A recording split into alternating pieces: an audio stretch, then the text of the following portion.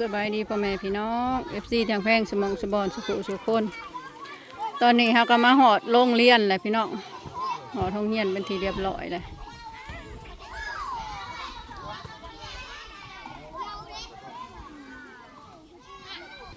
ถ่ายทีมงานก่อนทีมงานเขาเอาเสือออกโล่งมือนี่ถ่ายสบายดีเด้อพ่อแม่พี่น้องว่าทางฝั่งลาวฝั่งไทยหรือว่าทางต่างประเทศ USA เนาะพี่น้อง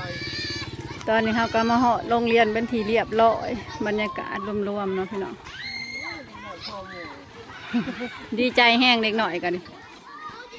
โอ้นายเฮาได้ยังวะทักทายดูทีมงาน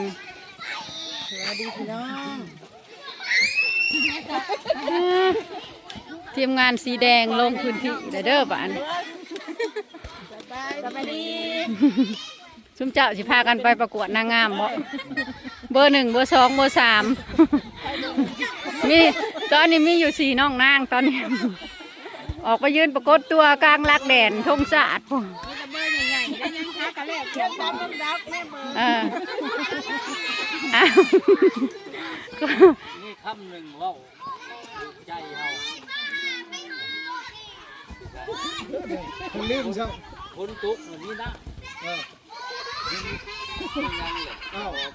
ทานแนวโฮมเขาก็มาพี่น้องขาใจคนนี่ก็ทานกล้องมานี่พี่น้องโอ้ตัวเองว่าตัวขาดใจแท้เอากระสิมามอบเครื่องเสียงให้เพิ่นนี่เด็กเครื่องเสียงก็อยู่น้ำคุณหมอนี่ทีมงานก็มายังบ่ครบบ่โทรเอาบ่อีเจวอนมันบ่มาบอกเลยเนาะย่าซะได้จังหูมันบ่มันมาทำยาดังฝนสุขสบายดีพ่อแม่พี่น้องFC แถวแพงสมองสบอนสุขูสุคนเนาะตอนนี้เฮาก็ได้มาฮอดว่าถึงโรงเรียนเฮาแล้วเนาะพี่น้องเฮาก็สินี่ก็คือผู้อำนวยการโรงเรียนผู้บุเล่พี่น้องแล้วก็เฒ่าแก่ในโฮมคือฐานน้ำเงินแล้วก็ห้องพยาบาลก็คือฐานกล้องมานี่แล้วก็พ่อในครูพี่น้องสาวครู2ฐานแล้วก็ซับแล้วก็ซับโบพร้อมทีมงานเนาะมื้อนี้ก็เดี๋ยวซับโบสิอ่านสื่อเจ้าภาพเลยเนาะผู้ที่1ก็คือฐานสมบูรณ์วัฒนาเนาะพี่น้องแล้วก็ผู้ที่2ก็คือฐานน้อยปัญญาทองแล้วก็ผู้ที่3ก็คือฐานบุญส่วนพิญญาผู้ที่4ก็คือแม่วิไลธรรมนิวงศ์เนาะพี่น้องนี่คือเจ้าภาพเจ้าศรัทธาจากเมืองนอกพี่น้องจาก USA มื้อนี้ทีมงานเฮาก็สิได้มาเป็นตัวแทนตั้งหน้าให้ผู้ใหญ่ใจดีทางเมืองนอกเนาะมามอบเครื่องเสียงให้ทางโรงเรียนเป็นทางการพี่น้องพอเชิญไปหัวหน้าต้องเลย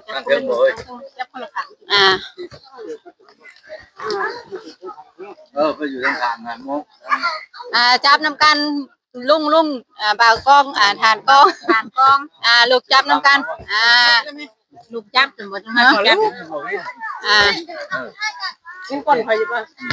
ถ่ายถ่ายรูปนะเห็นบ่บอลถ่ายรูปนะในข้างๆนะบ่จักจับเป็น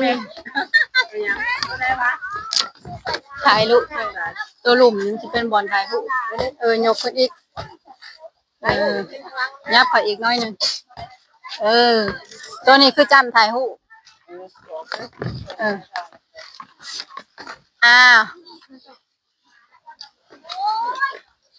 ได้แล้วบ่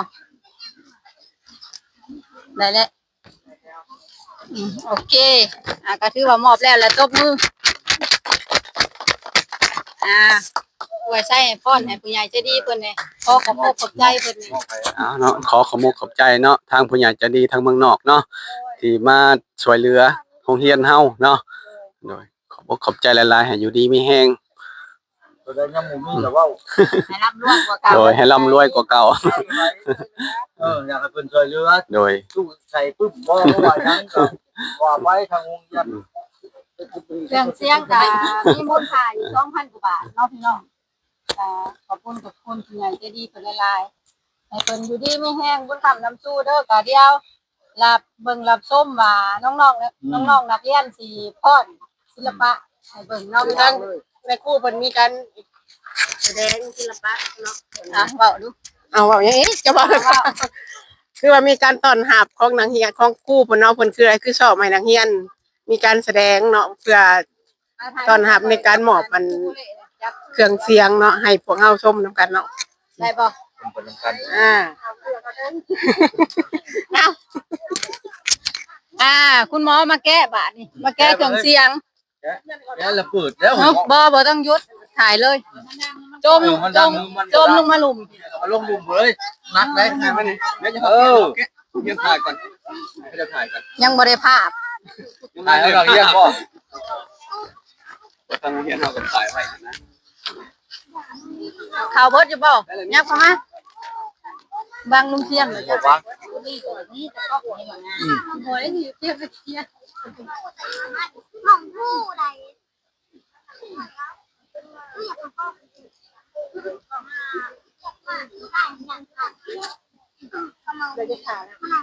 ไล่ถ่ายได้ ถามดูถามทางนี้ดูถามน้องๆนักเรียนก่อนว่าดีใจบ่ได้เครื่องเสียงมาเปิดนี่ ดีใจ ดีใจ สองคนนี่ดีใจ นะขอบใจผู้ใหญ่ใจดีดูขอบใจเด้อไอ้ขอบได้ต้นหอมมาแกะเบิ่งเครื่องเสียงก็เลยแล้วก็ทดลองเลยเนาะ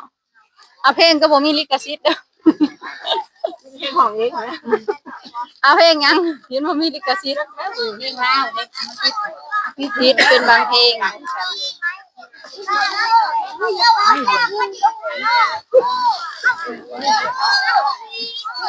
ใหญ่พอสมควรได้พี่น้องเครื่องเสียงเฮากันนี่ เดือนก็ไปดิ้นต้นนี้คือแนวฉากมันบอก โดย เป็นหน่อย ในใช่แหละ ดูคนใหญ่ก็ได้เนาะ โทรศัพท์ผู้ใดมาเสื่อมมึงดูบัดนี้ แล้วโทรศัพท์ผมเบิดแบต บ่เอาของเขาเจ้า เอาตัวหัวได้หรอดูบางใหญ่เป็นแนวฉากน้อยๆนะเปิดในวูดวูเว่เนี่ย เอานี่น่ะกูหมักไหมเอาไหมหัวสากมันสิเอาในใส่เนาะนี่เนาะ หัวฉากมันก็หัวฉากโทรศัพท์หมดแล้วได้ บ่เฮ้ยห้องเฮาสากแนวสากเฮาคือบ่เป็น ภาษาเขาไม่ได้เป็นเมนูที่ค่าเลย เสียบนะใช่นี่ ถ้าได้จับไม้มันก็เห็นแหละ เบิ่งดูห่ะเบิ่งดูห่ะเสียบดูในแนวสากมันอยู่ในสาย มันบ่ได้มีอันใช้อันไหนมันทานมัน บ่ต้องใช้ถ่านเขาเจ้าแบบสาก ปินไปย่างเขาเจ้าเฮาว่าบ่อยากให้เฮ็ดปุ๊บ บ่อันในใช้บอลในใช้บอลสากมันน่ะ แนวฉากตู้ฉากยั้งด้วยฉาก จักเขาให้เท่านี้ แม่นบ่ตัวนี้ อันนี้แนวสากไหม้ได้นี่เนาะแนวสากเครื่องเสียงได้ซะ จังแล้วจะหอแนวผักคนเตรียมทุกเลย คือได้เท่านี้คือว่าเขาให้บ่ครบ แม่นตัวนี้บ่ อันนี้แนวสากไหม้ บ่อยากมาใส่เป็นสอง เห็นว่ามาเบิ่งดูเบิ่งนำกันดู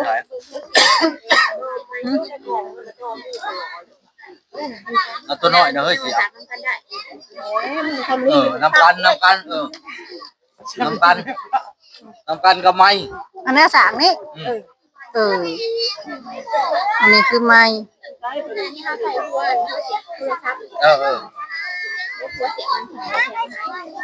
หัวเสียมันเขาเจ้าบ่ได้ให้ ก็เลยครับ ว่ามันก็ต้องเอาอันตัวหัวโทรศัพท์ที่เจ้าพุ่นแล้ว เป็นได้เจ้าคู่ดีใจบ่ โอ้ยดีใจแฮง สิได้ใส่กิจกรรม มื้อนี้จนได้เฮ็ดกิจกรรมไว้ต้อนรับตู้ใหม่กูดีใจหลายสิได้ตู้ที่ผ่านมาได้แต่ตู้น้อยๆมันบ่ดังคัก เขาอันนั้นอีกแล้วเขาใจใหญ่จะดี ขอบใจเด้อผู้ใหญ่ใจดีที่ซื้อตู้มาให้ทางโรงเรียนเฮาโรงเรียนเฮายังขาดอยู่หลายอย่างโรงเรียนยังบ่มีพัดลมฮ้อนหลาย ผู้เรียนจะบ่มีพัดลม พัดลมมันมีตัวเดียวมันบ่คู่มันบ่ฮ้อนนักเรียนหลายปีนี้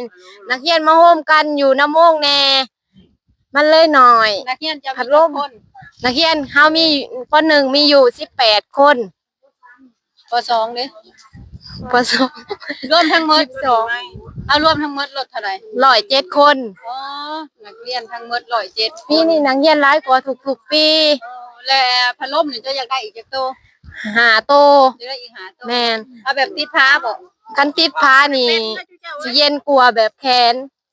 มันซึ่งแต่นักเรียนมันบ่ได้ใส่มันเลยบ่เย็นคัก แบ แบบ ช่วงยามแรงอะมันร้อนแห้งพี่น้อง อยากได้แบบหอยลงมาแล้วมุนๆจังสิมันบ่อันตรายบ่ พัดลมติดเพดานบอกพัดลม ที่ท้ายจะสักตัว พานั่งให้ ที่สุดท้ายมาใส่ทั้งขา หอยพาคือเฮาซื้อเขาสุกสลาน่ะบ่ แล้วเอาใส่ทั้งขา มีแนวดึง คือตูกมือเนี่ยมันเป็นหอยแค้นแล้วมันบ่เย็นคัก อ๋อ มันได้ตัวอย่างข้างหน้า อยากได้พัดลมแบบติดพาอ๋อก็คือแบบเฮาอ่ะซื้อแล้วสุกสลา ตัวนี้นะมันร้อนตัวนี้บ่ได้มันบ่เย็นคักเย็นแต่พวกข้างหน้าช่องโต๊ะเรือหันมันร้อน ขาดหาโตบ่ แมนขาดเบิดห้อง เจ้าของหาห้อง ฮะ ห้องมันก็ทางแบบโตในช่องโต ขาด เลย หาโต คันตัวเดียวบ่อยากเย็นคักเนาะ ขาดทิพย์คุณแล้ว เพราะว่าใช้ช่องหน้า คันสิใช้ห้องละช่องโตข้างละข้างละข้างละโตด้านละโตก็มันก็ต้องใช้อยู่10โตพัดลมน่ะห้องหนึ่ง2หน่วยอ๋อเนาะฝากถึงผู้ใหญ่ใจดีสายบุญเนาะที่เพิ่นอยากช่วยเหลือทางน้องๆนักเรียนเฮาเนาะหรือว่าทางโรงเรียนเฮาเนาะที่ยังขาดแคลนอยู่ก็คือพัดลมเนาะรวมทั้งหมดทั้งมวลก็ว่า10โตเนาะพี่น้องเพิ่นสิติดห้องหนึ่ง2โตก็ถ้าผู้ใดอยากอุปถัมภ์คำสู้อยากช่วยเหลือทางโรงเรียนก็ขอเชิญเด้อพี่น้องเด้อมันมีสวิตช์เปิด มันมีปุ่มไหมแล้วก็มีปุ่มไหนอีกได้มันจะมีปุ่มไหมแล้วก็ปุ่มเสียง ตัวนี้บอก เอ้าเจ้าข่าวผมดูจ้ะ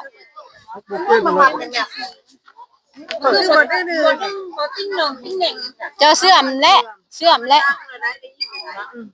บอก กู้เสื้อแต่บอก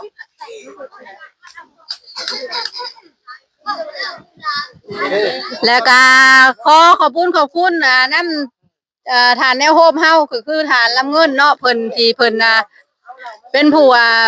ปากผู้เว้าว่าขอตู้เครื่องเสียงมาให้ทางโรงเรียนเนาะแล้วก็มื้อนี้เพิ่นก็ได้มาร่วมก็ขอบอกขอบใจหลายๆเด้อ มาสบายดีสบายดีเนาะทางยึดอันนั้นเพิ่นก็มอบและกันแล้วเนาะมีแต่ว่าถ้าชมเบิ่งว่าลูกหลานนักเรียนพวกเฮาสิพรแสดงให้เบิ่งขอขอบใจนำผู้ใหญ่ใจดีเนาะทั้งในครูเพิ่นก็ขอพัดลมเนาะ1พัดลมนี่สิประมาณ10ตู้เนาะพัดลมหอยพาเพราะว่าให้ลูกให้หลานเขาเย็นเพราะว่าเขามาโรงเรียนนี่มันบ่มีแอร์นะเพราะว่าเขาเมื่อเฮือนเขาบ่มีแอร์นะแล้วเขาก็บ่อยากมาโรงเรียนเขาฮ้อนนะคันว่าได้พัดลมมาใส่นี่ก็จะว่ามาหลายกว่านี้นะลูกหลานก็มาเรียนนะเขาก็สิเย็นแน่แหล้วเขาจังอยากมาเนาะบ่เฮือนเขาบ่มีแอร์ฉะนั้นจังว่าอยากขอทางผู้ใหญ่ใจดีเนาะมาอุปถัมภ์คำสู้นักเรียนช่วยเหลืออีกแล้วอันนึงแหละพัดลมเนาะขาดอันสองมาแล้วตู้ใส่ปึ้มมาแล้วปึ้มตำราเฮียนพอยังยายอยู่ยังแปะน้ำตู้น้ำตังอยู่เป็นชั้นแปะตู้เอกสารอันนึงอันสองเนาะอันที่สามแหละพอถึงตู้เย็นเนาะตู้น้ำมันใส่น้ำเย็นนี่มันมีแล้วนะตู้เย็นนี่เพราะว่าครูเฮานี่มาไกลมาแต่บันดงก็ดินปู่มาแล้วเอาห้องกินห้องอยู่มาแล้วก็มันก็สิบูดสิเน่าแล้วเพื่อสอนนักเรียนแล้วนะอยากได้ใส่ตู้เย็นเมียนซ้ำๆได้กินนะคาบเที่ยงนะทั้งฉะนั้นจังว่าจะว่าฮอดผู้ใหญ่ใจดีเฮาพุ่นแหละทั้งต่างประเทศหรือว่าภายในประเทศขอจบเท่านี้เอาขอบใจ น้องๆนักเรียนในเตรียมระบบเพลงนี่เป็นอะไร ว่าก็นั่งมีดีนี่ที่หัวนั่ง เพลงยังน่ะลำตังวาย เป็นลำตังไว้ว่ะจ้ะ ลำตังวายของไผบ่ ของไว้ ของทองลิ้นบ่ กู้ได้เสื่อมแล้วของเรา มันสิติดลิขสิทธิ์บ่สิทธิ์ของรัศมีติดลิขสิทธิ์บ่จ้ะบ่เป็นหยังติด เป็นยังว่าเขาจะผ่อนเปิดงานเบี้ยมากยุ่ง บ่ แต่เพลงเขาจะผ่อนประจำในที อันเห็นเขาถ่ายลง YouTube อยู่ ไม่ได้สิได้เจ้าพ่อ ฮะบ่มอดก็ได้ คือข่อยเด้อ นี่เด้ตัวเล็งเสียงขึ้นมาคุ้งแล้วเร่งอยู่โทรศัพท์มั้งคันตอนนี้คุ้งต้องเร่งเอาอยู่พุ่น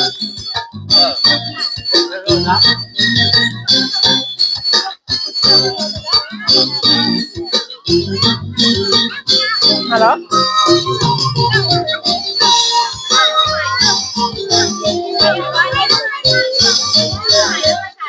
เอามาถ่ายทั้งพี่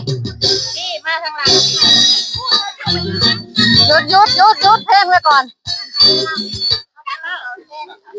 ให้เปิดฉากซะก่อน กำลังสิเริ่มต้นเวลากำลังสิเริ่มต้น ยืนดีๆลูก เกือบก็ไปกองอยู่นะ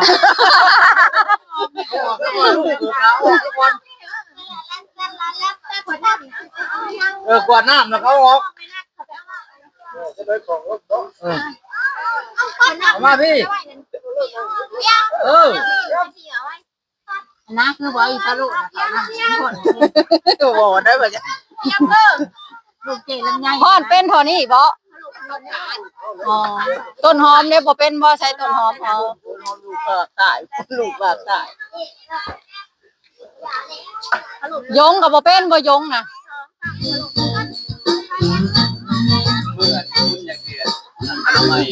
อันนี้วันนี้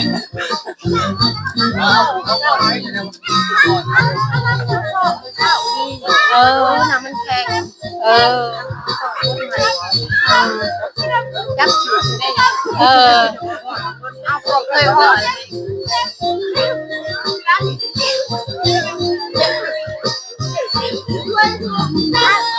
ตัวมาคือว่าไม่ถึงไง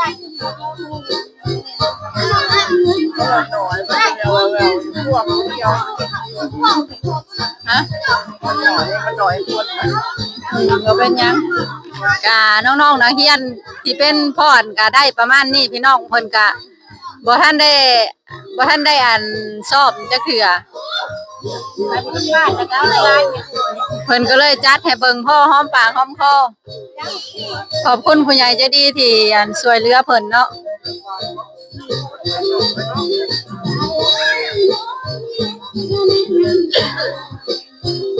บาดคือพ่อนงามแท้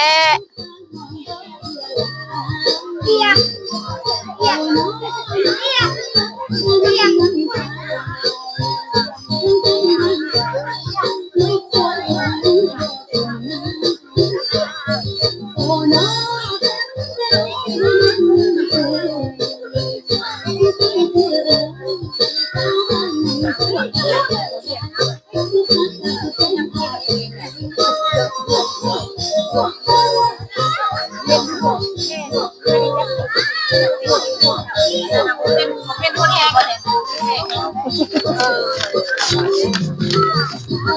ใหญ่ประเทศพวก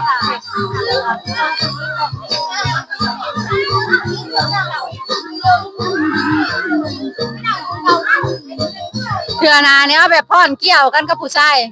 ได้อยู่บ่ ข้าวหน้าข้าวหน้าเอว เออ ใส่สิ่งเสือดำ งามเนาะ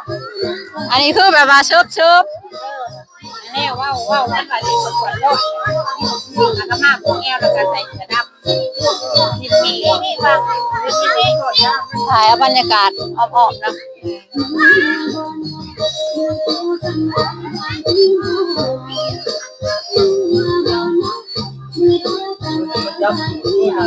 จับจูด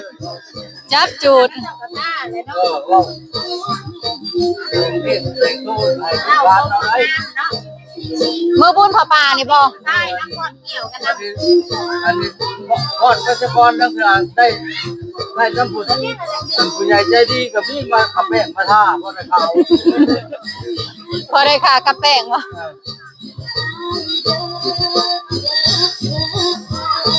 โอ้ยงาม เอ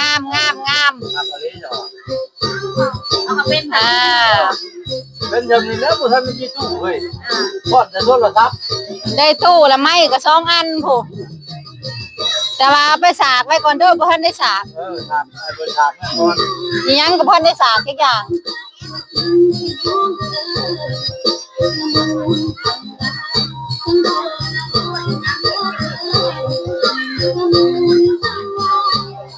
เลยบอกดูมันพ่อน้ำคนนี้ ผ่านเขาหัดเนาะ อันนี้พ่อเสร็จแล้วครับมันก็บ่ดังเนาะ มันก็บ่ม่วนเนาะ ผู้อยู่ท้ายมันบ่ได้ยินจ้ะได้ยินแต่ผู้อยู่หน้า ทางน่ะก็พอดน้ำดูทางน่ะพอดดูพากันพอดดูทางน่ะเบิ่งหิบหา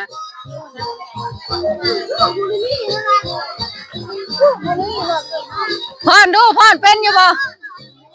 พอดเป็นอยู่บ่ฮะยืนอยู่นี่ก็พอดได้นี่พอดเลย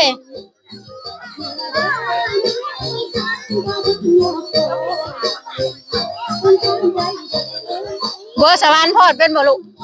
พอดบ่เป็นบัวสวรรค์พอดบ่เป็น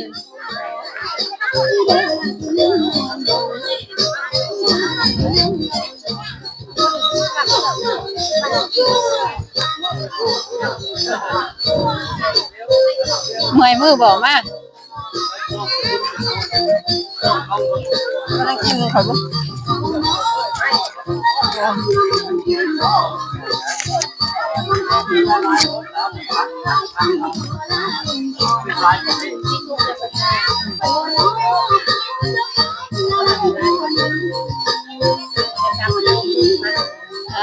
พอดงามงาม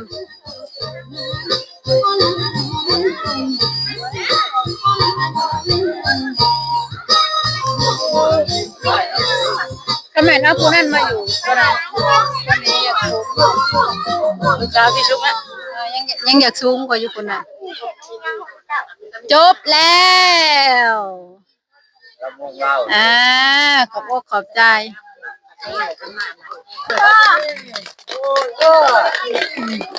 เก่งเก่งเก่งเก่งเก่งเก่งเก่งเป็นแล้ว ครบบริบูรณ์มอบให้เรียบร้อยแล้วอันกล่องมันเอาไปไว้เด้อไปให้เพิ่นขอคู่ใส่เด้อขอบอกขอบใจหลายๆเด้อการต้องมื้อนี้พี่น้องว่าหน้าธนาคารหมู่บ้านพ่อทายนะพวกมันเป็นห้องมาพัดลมมันบ่เย็นไปพาไปซะไปในคู่พาไปชมไปพาไปชมเป็นละห้องมันก็ห้องท่านหมู่เจ้าพาเขาไปสิให้แต่เบิ่งจะใช้ไปใส่เป็นแบบใด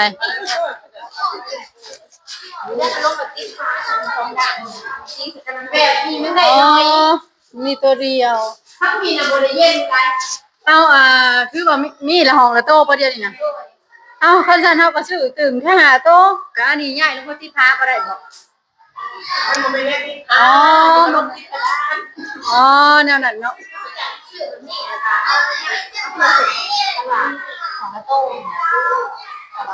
มันเย็นมันอันใหญ่ตัวนี้มันใส่พร้อมกันแล้วพอมันมาใส่พร้อมมันบ่เย็นแล้วมันอยู่สูงไปแล้วมันร้อนสังกะสีมันดูดความร้อนลงมาอีกเนาะเป็น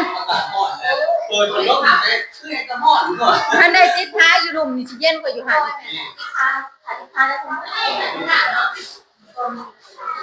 คันติดท้ายสิเย็นกว่าโอ้นี่คือห้องเรียนปอหยังโอ้โดยนี่คือห้องเรียนของปอหาเนาะ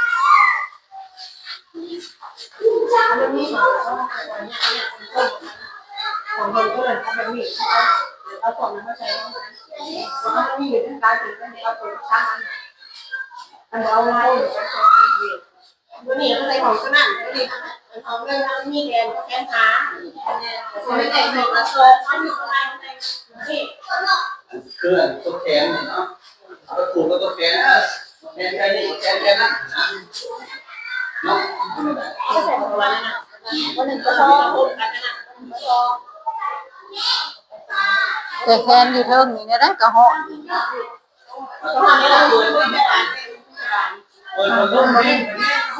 มันบ่มันดูดความร้อนจากสังกะสีลงมาบ่คันติดแต่คันพัดลมติดเพดานข้างข้างนี่สิเย็นกว่า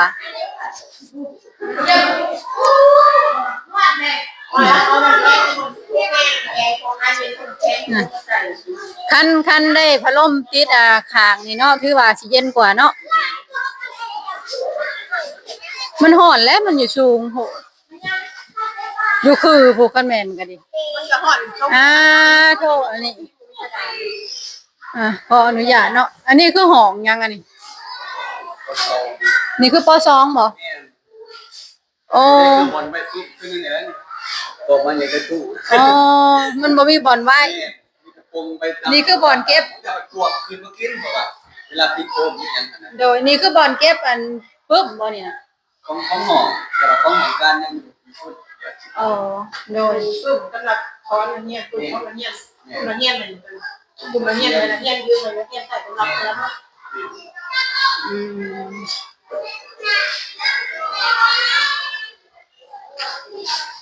ไปโอ้ยแต่ละห้องก็สิเป็นแบบนี้เพิ่นว่าพี่น้องใช่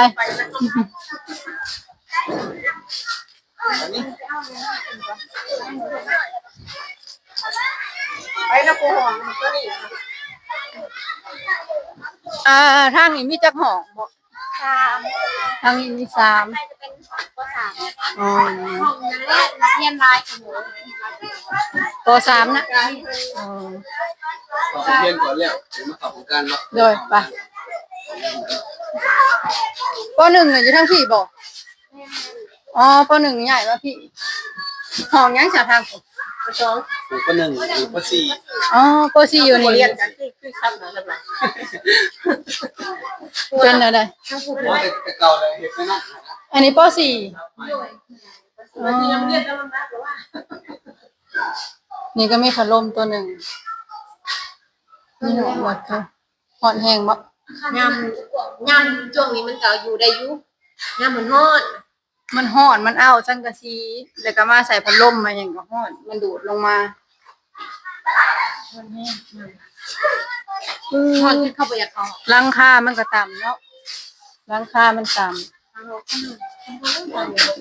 หอมเลยมันหอมของอะไรอย่างเงี้ยหมอนั่นมันประตูมันสิห่วงปวดประตูเปียก ำอ๋อ แต่ตัวนี้มันเอาวันยามหอมมันสิอัพมันช่องลมมันหน่อย มันยังยาว อันยามนะนี่เป็นเรื่องคุณครับ แต่ว่าเวลาเรียนเวลาหยังนี่ก็เปิดออกเบิดเบาะหน้าต่าง เนี่ย ไปห้องได้บัด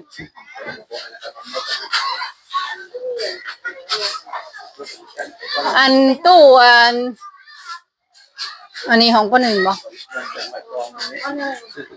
อ๋อ เป็นปุ่มเป็นจอก็คือว่าปะไปแบบนี้ บ่มีตู้เก็บ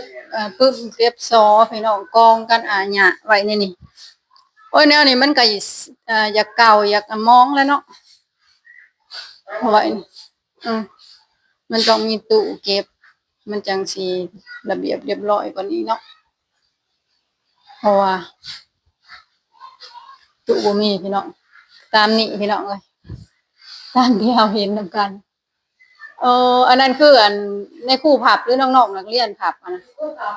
โอ้งามเนาะโอ้งามเนาะ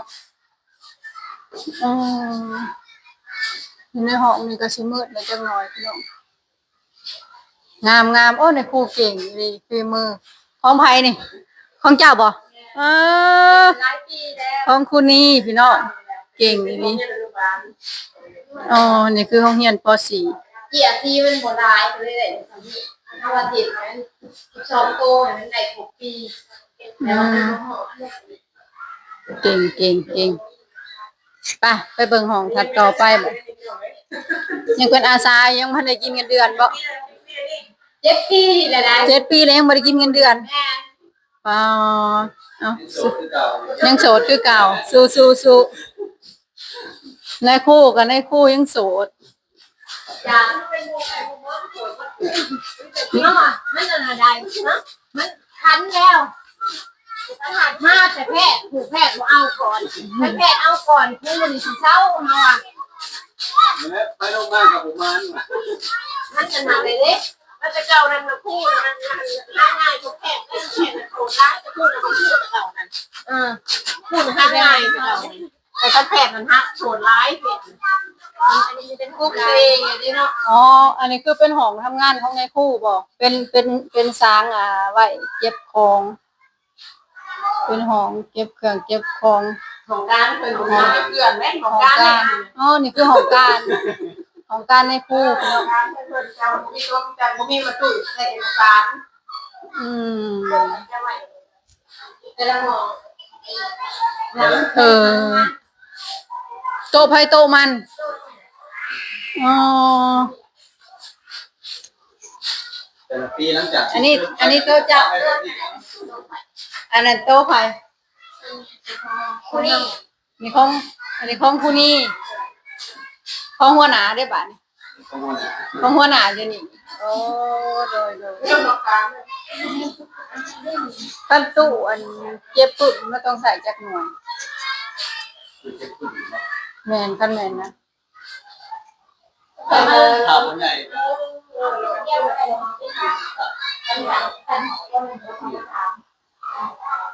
ตู้แม่เจ้าจอดเล็กเอา เดี๋ยวเขาเอาแบบตู้เป็นยังไงเป็นแบบเล็กเนาะ มันต้องใส่หมวกประมาณเท่าไหร่อันเฮ็ดตู้ อันไข่จอดเล็กยัวไข่ไม่เนี่ยสลับเป็นคน นี่เป็นสั่นเป็นเนาะมันก็สิบ่ลายเนาะ งามตัวดีในใหญ่งามผัดเนี่ยกลัวตัวไม่กลัวตัวไม่ถึงจะโกนลายไม่เป็นสลับไม่ถึงไปโกนเราสลับโกน มันต้องใส่งบประมาณเท่าไหร่ ถ้าคุณไปเห็นเขาก็ลื่นแล้วมันโดนเขาอ่านมันช่วยเห็นไปกันหนักเพื่อ2,000แล้วเขาไม่ยืมมันหลายปีแล้ว อืม แต่ช่วงไทยยังอ่านมันประกวดที่ไม่ถูกแต่ตัวมันก็เซ็นยาคนไทยเซ็นไม่สลับคิดแต่เนี้ยมันคิดตัวเองเราก็ไม่อ่านมันกดก็ไม่ได้ อืม แบบง่ายๆก็ได้ในส่วนเดียวนะครับที่คุณพ่อนะแต่จะเป็นแบบของ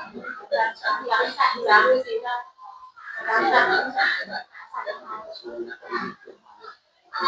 เฮ็ดเป็นสั้นขึ้นหาสั้น นี่ห่างมาในบางจุดเลย อ่ะว่าทำไมนี่บ่ได้ยินนะบ่ได้ยินได้คำว่าทำไม เอาห้องจุข่อยน่ะข่อยไปใส่ยามันสิอันมันหนักเนาะยาแต่ตัวนี้สิบ่หนักปานใดคันเจ้าใส่อันคันว่าเฮ็ดเป็นสั้นมันก็ระยะห่างของสั้นมันนั่นสิเอาจักสั้นจักเส้น40บ่หรือว่า50เส้นเฮ็ด3สั้นบ่หรือ4สั้นนี่ หอยระดับเช้า คันว่ามันเป็นอันเล็กแบบใหญ่ๆแบบมันของเขาเจ้าเลยมันก็บ่กินคือกันตัวนั้นแบบเขาจะขายน่ะ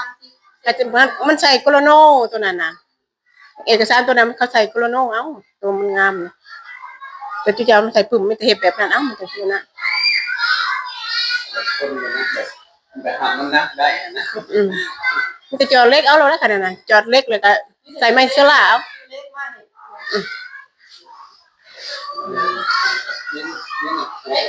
คนแม่ อืม คนบอกคนโบราณชื่อเล็กมากเลย ชื่อเล็กมากแต่ทาสีเนาะทาสีเลยก็มีดังเป็นคุณจันคุณจันเป็นชื่อเราจะเห็นคุณสันเลยคุณสันเราจะเห็นหลอกไปทั่วเจอวิซ่าเลยเขาใส่เขาจะไม่เห็นวิซ่า ก็ได้ครับเพราะว่าเฮาเฮ็ดอัน คือเป็นหวังอะไรนะคะที่แต่เราวิซ่าเลยมันจะงานในการทำไส้ทุกคนทุกรอบคือใครเป็นคนที่เรา มืดแห้งปะออกนอกกะคันแนวใดคันมีผู้ใหญ่ใจดีช่วยเหลือเนาะเรื่องสั้นเก็บอันหนังสือน้องๆนักเรียนเนาะแล้วก็พัดลมเดี๋ยวแนวใดเดี๋ยวเฮาสิมาหาใหม่เด้อคันมีผู้ช่วยเหลือซุมเจ้าก็ขอให้ผู้ใหญ่ใจดีพิจารณาเนาะพี่น้องน้องๆนักเรียนเพิ่นก็น่ารักพี่น้องมื้อนี้พรให้เบิ่งจะในครูจับแบบจับจูดใส่เลย แบบฉุกเฉินกะเชิบๆเนาะพี่น้องกะเพิ่นก็ดีอกดีใจที่ผู้ใหญ่ใจดีช่วยเหลือได้ก็อย่าลืมซัพพอร์ตเพิ่นอีกเด้อพี่น้องเด้อในสิ่งที่ขาดแคลนก็คือพัดลมเนาะ10โตแล้วก็สั่นไว้หนังสือเนาะพี่น้องลงสุดท้ายนี่ก็สิได้ขอจบลงเพียงเท่านี้เนาะพี่น้องขอบคุณทีมงานเฮามานะแม่ สิปิดกล้องเลยได้นี่นะเอาข่าวก็ได้เอาข่าวก็ได้ เอาปิ่นไปทำเพื่อเลยเป็นได้เอาเรียบร้อย นี่ก็นักเรียนผลก็มาโฮมก็เรียบร้อยแล้วพี่น้องคลิปนี้เฮาก็สิได้อำลาพระจากพ่อแม่พี่น้องลงเพียงเท่านี้เนาะลงสุดท้ายนี่ก็ขออวยไส้ให้พรผู้ใหญ่ใจะดีเพิ่นเนาะขอให้ทั้งสี่ทานครอบครัวของทานจงอยู่ดีมีแห้งมีสุขภาพร่างกายแข็งแรงเฮงๆรวยๆเอาอวยพรคุณแม่วิไลเนี่ย แม่ใหญ่วิไลได้เงินหลายๆเด้อสิขอใหม่กันมีเนี่ยคุณแม่วิไลสิขอเสือมีแนวอยากได้สิขอนำอีกได้นี่จักหน่อยนี่ยังขึ้นบอก โอ้ยตอนนี้ก็สั้นว่างคุ้มน้องๆนักเรียนซะก่อนนี่กับพัดลมนี่ ว้าวรถเลยเจ้าคอยว่า คุณระเบียบยังคิดหาแนวสิขออยู่โอ้ยพี่น้องเอ้ยขอยังขอขนมฮ้นบ่พี่น้อง ก่อนอื่นก็ขอบคุณอีกเทื่อเด้อพี่น้องเด้อขอบคุณขอบอกขอบใจหลายๆให้เพิ่นอยู่ดีมีแห้งเนาะแล้วก็อย่าลืมมาช่วยเหลือเพิ่นอีกเด้อพี่น้องเด้อในสิ่งที่เพิ่นจำเป็นก็คือสั่นวางหนังสือแล้วก็พัดลมเนาะพี่น้องเนาะท้ายสุดท้ายนี่ทีมงานเฮาและพร้อมนายครูก็สิได้ขอลาพ่อแม่พี่น้องลงเพียงเท่านี้พอกันมากินสบายดีพร้อมกันเร็วๆสบายดีบ๊ายบายแล้ว